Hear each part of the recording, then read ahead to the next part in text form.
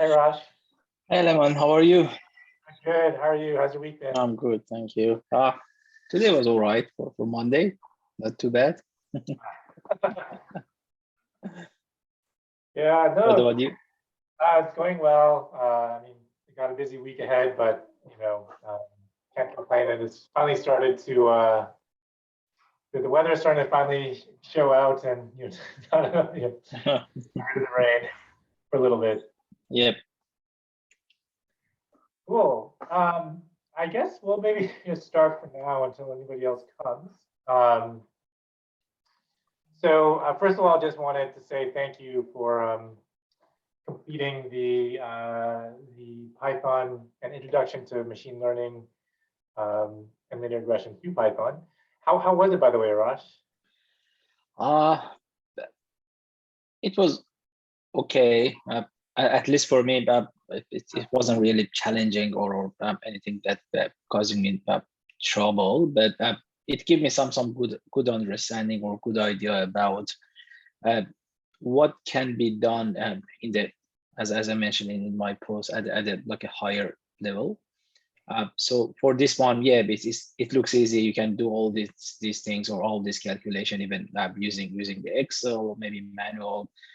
So that looks kind of achievable. But if you're thinking about having a massive amount of data, the way that we can utilize like Python or any similar like a programming language or language and add some kind of like machine learning to it, it is very good that it gives you the opportunity to constantly review the data, find the issues, fix the issues, and even if you predict anything now for the next like 10 seconds and it comes out wrong, then you can update with the wrong like results, learn from it, improve the calculation, and predict something else for the next 10 seconds and the next 10 seconds and the next 10 seconds, which to me, there are lots of opportunity. Probably not something that I might want to do, but we give you that ideas that what can be done if someone progress on into these things in the future. Actually, it pushed me to go and purchase a course from Udemy. There was a course it's saying that it's about how you can use Python to do a stock market prediction software. It's not about the stock market, but I just thought it was a bit interesting to me, so I just purchased it yesterday. I just started doing a little bit. Great. Well, let me know how that goes. I'm curious. Yeah. Yeah. Yeah. It was good. Yeah, it was a good one. Thank you. Good. So that's a good segue to actually today's tasks and activity. So today we're going to be applying machine learning to improve the customer experience, and it's going to be through the Harvard case study through Uber. And it's actually exactly what you're mentioning, or a similar way in what you're mentioning is basically with an Excel spreadsheet, you'll probably have to manually do this every time. But if you write a script in Python, you can update it every 10 seconds. And so this is a really one of the powerful things that these tools allow us to do, and to automate these decisions and make predictions in real time. So I have a link to the Harvard case study in the discussion this week for week 6. Did you get a chance to just see if it works? Yeah, I just opened the PDF. It's about like 21 pages. That's fine. But when I wanted to access the Google spreadsheet, it tells me that your access, you need access. So my access denied. Oh, okay. Okay, then let me, after this call, I'll change this. I'll figure out how to. All right, I send the request access to that form, but yeah, I couldn't really see the form, so I have no idea what needs to be done. To me, it looks all right. The only challenge, which when I have a discussion with a couple of my team members, that they mentioned this as well, is that the timing sometimes these assignments becomes a bit challenging. Okay. The reason is that for at least for myself, the best time that I can spend working on the assignments, reading and everything is usually around the weekend. So I can use Saturday, Sunday as do some allocation of my personal time to read, to do practice, to do the assignments. But when we start on Monday and then we expect the deadline on Friday, that sometimes becomes really tough with the kid, I don't know, dogs and works and everything, it's very become challenging, at least for myself. I wouldn't say that it's all the time, but some of the time it's become very challenging to figure out sometimes during the weekdays to complete and submit the assignment or whatever task that we need to do by Friday night. So it would be much easier if we can push the deadline from like Friday night at least to Saturday night. So at least we have one day weekend, or maybe Sunday night. That's, at least for myself, that's gonna be a bit more achievable target rather than Friday night. Then I said, okay, 5 working days, and then I have somehow, if I figure out a way to do this. But other than that, if it's like a previous assignment, that's perfect because it's easy, not gonna take lots of time.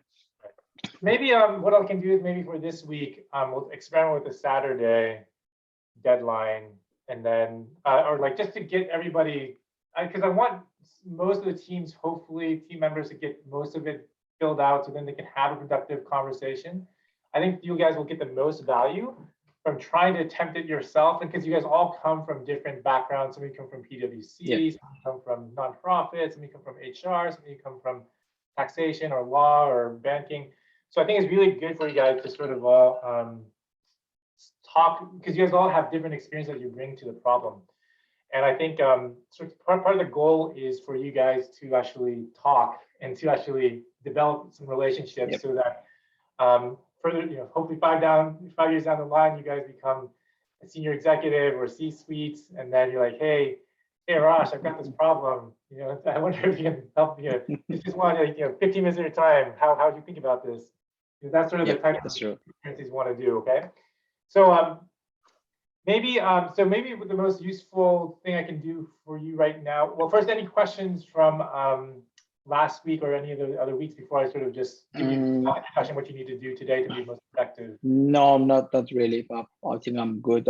As I mentioned before, Bob, I haven't really gone through the ebook reading for all of the units, so I'm just randomly or picking the area that I feel is probably gonna be useful for me. And I have a feeling I'm not really missing anything.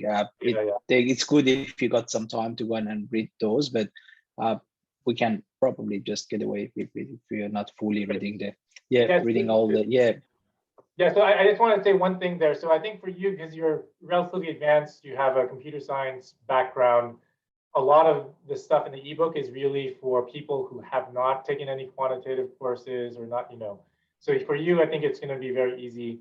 But just for the people in the audience here, if you're not on the quantitative background, this is just sort of a very baseline background for you. But we're trying to get everybody up to speed so that we can have these useful discussions. Because sometimes, so actually, Arash, one of the things that I would like to speak to you about is sort of, you told me that maybe the quantitative part or the algorithmic part is very simple for you, but maybe how to explain it might be a little bit more difficult. Yeah, so that's something that you should practice here. So one of the challenges I'll put to you, because you have such a strong quantitative background, is for you to challenge yourself into, if you were, let's say you're a data scientist, or I mean, obviously you're no longer in that role, but let's say you're now, at the executive level, C-suite level, how are you going to communicate these results from your reports? Let's say one of your reports, you have a team of data scientists, or you have a team of engineers, data scientists, product managers, UX. How are you going to communicate these results to them? So that's my challenge to you, is because you have such a strong grasp of the quantitative side, how are you going to communicate? I know it's a struggle, but just I think that's actually what will be useful in the group setting, is talking through those issues. So this case study is also a good chance for you to help your teammates sort of understand the quantitative side, and they can maybe help you, improve the communication side of, like, what would a board want to hear from you, or what would the CEO want to hear from you. So what I'm going to do is I'm going to share my screen, and I'll just quickly go through this so you can figure out, so you can just focus on what's necessary.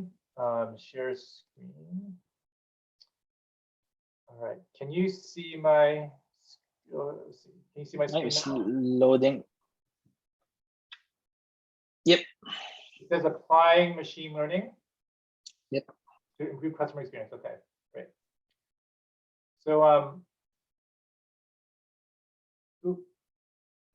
I'm just going to make this. Okay, I think you can see this. Okay. So the key thing here is that just as a background, we're looking at Uber. So hopefully most people have used Uber. They pioneered a lot of some of the new technologies in the ride-sharing services, and they've leveraged this by the explosive growth of technology data, GPS navigation, and smartphones. So the situation here is they've rapidly expanded at this time point around 2018. So they've got the US, China, India, Europe, Southeast Asia. But there's a big problem that's growing. And that problem is that the complication is that the pickup experience for the drivers and the riders do not always meet the expectations for either party. So it's a two-sided platform.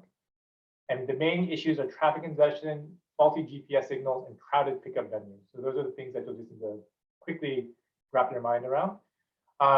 And so the problem we're trying to solve for here is the flawed pickups. This results in rider dissatisfaction, and it's manifests itself in lost revenue for the drivers in orders of hundreds of millions of dollars as a company. So Uber now has identified the pickup experience as a top strategic priority. And so you need to think about, as a team, and this is actually a real life case example of a product manager, Virju Shah, who led the team, and he was tasked with designing an automated solution to improve the pickup experience. So this picks up from our conversation today about how useful a tool like Python can automate a lot of these machine learning algorithms in real time.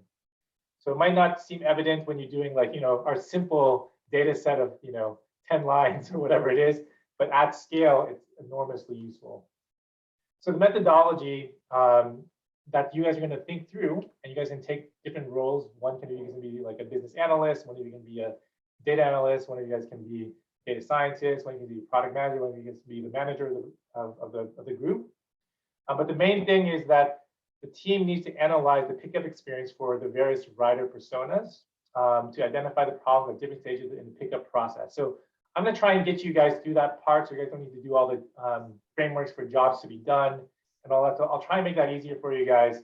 You spend less time, only spend like 5 to 10 minutes on the first 2 questions, just so that you understand the problem in your head.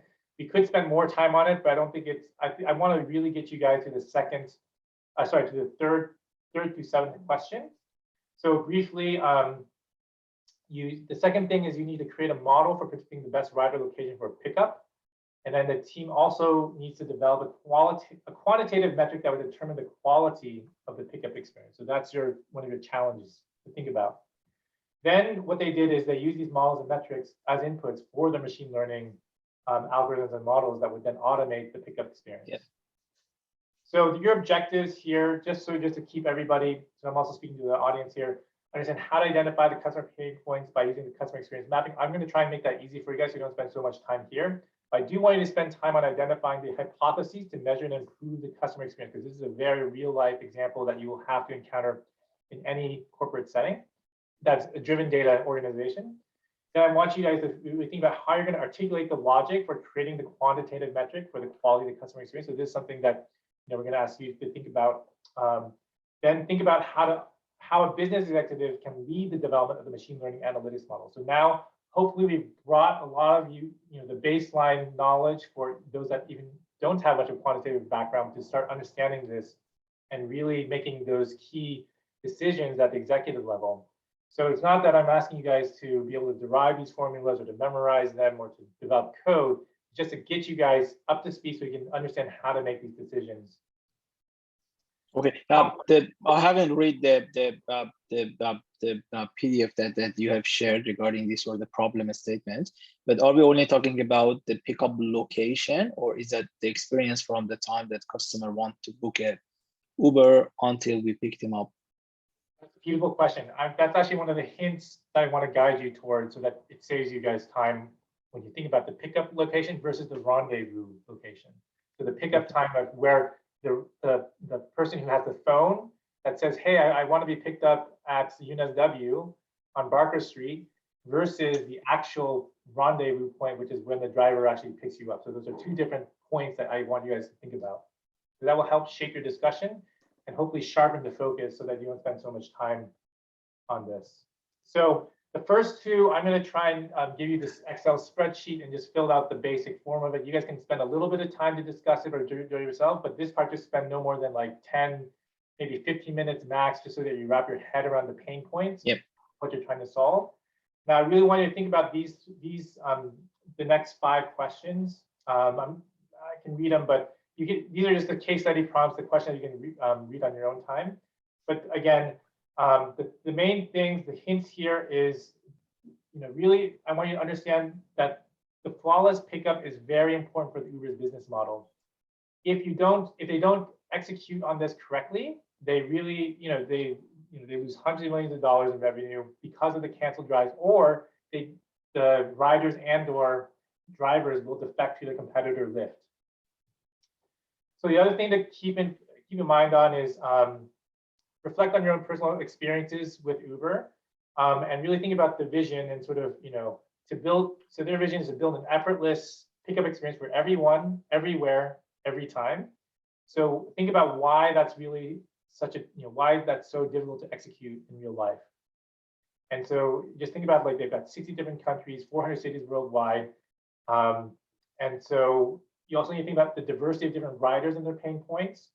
And you're going to look at the different 6 stages of the pickup experience, which I'll show you in the spreadsheet. I'll try and fill that out for you.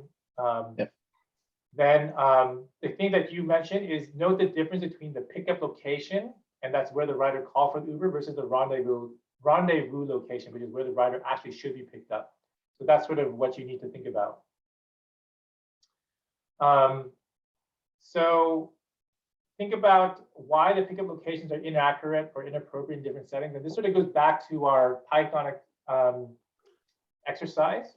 So there's always the issue of clean data, missing data, or inaccurate data. But your key thing to think about here is, how do you define a quantitative pickup quality metric that can accurately measure the quality of the pickup? And this is across markets, across countries, geographies. And don't think about just an aspect of a single element of the pickup, but the entire experience of the pickup. So the other hint here is, how can Uber improve the pickup experience in an automated manner in real time, rather than generate the recommendation after the fact? So doing it using ML to predict ahead of time versus after you've already had the experience.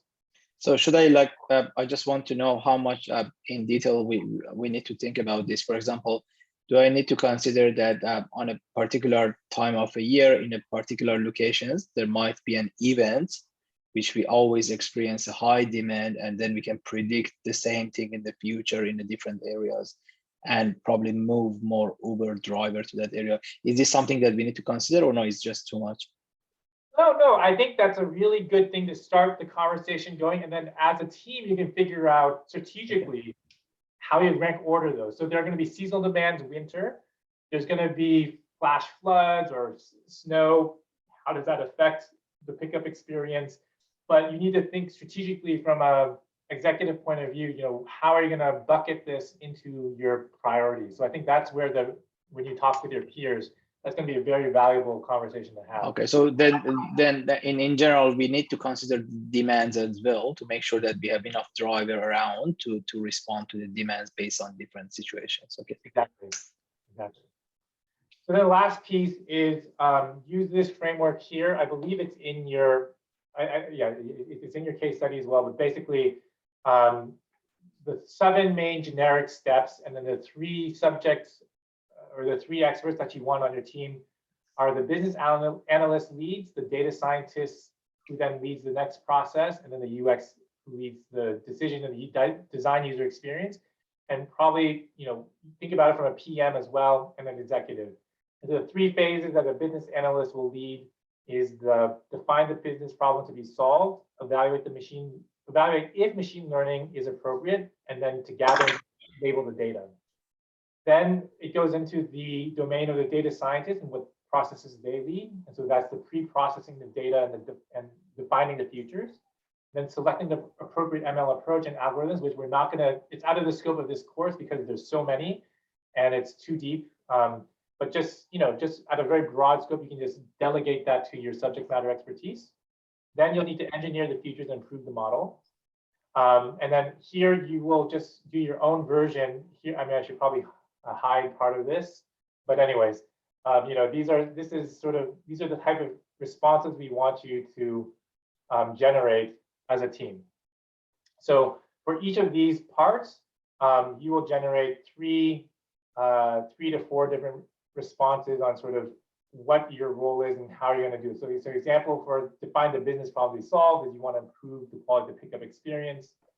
And then so I'm just going to let you guys sort of figure out from there. Once you define the problem, how do you evaluate if the machine learning is appropriate?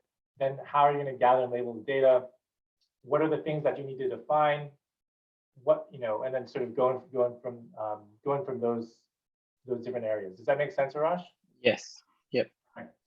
So yeah, so I think in general, the most difficult part of this assignment is probably just going to get everybody on board. And I do know that there's some people that are sick, so maybe only 3 or 4 people out of the group will be able to, you know, really participate. But just when I set up this Excel spreadsheet so that you guys can still, as a group, even if you're just 3 or 4 people, you can fill out your contribution and then you submit it as a team. I won't grade you on a group basis, even though it's great that you guys have that conversation, because it will improve your overall answer to talk to people. Yep. So yeah, so that's all we need to do for this week. And then next week we're gonna prepare for our next assessment. So basically, Which is the exam, right? Which is the exam, exactly. Okay. So that'll cover units 2 to 6. And then we won't cover the previous assessment, but we might cover some of, so we're not going to cover any coding or anything, but we will probably cover something like from this case study.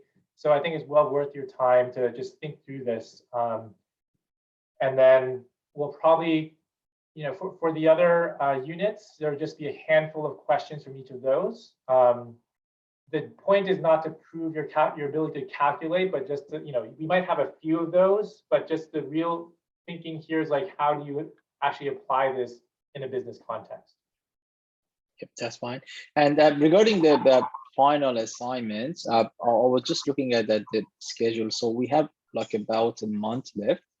Yep. Is there anything that we can start thinking about and planning to see what needs to be done? Because I'm just a bit now concerned that it's about 30 days left and we haven't yet even start thinking about this. Okay, so yes. Okay, so what we'll do is on Monday next week, we will, I'll start titrating what the final assignment is, and then you guys can, you know, we'll have a final group there.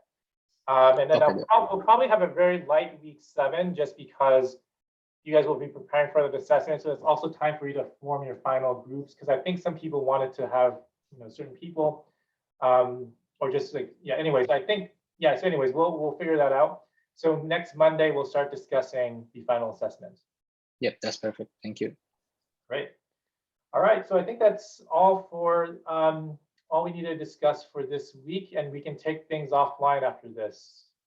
Yep, thank you. All right, so maybe Arash, do you mind if I just hold on just a minute? Let me just one other question I had.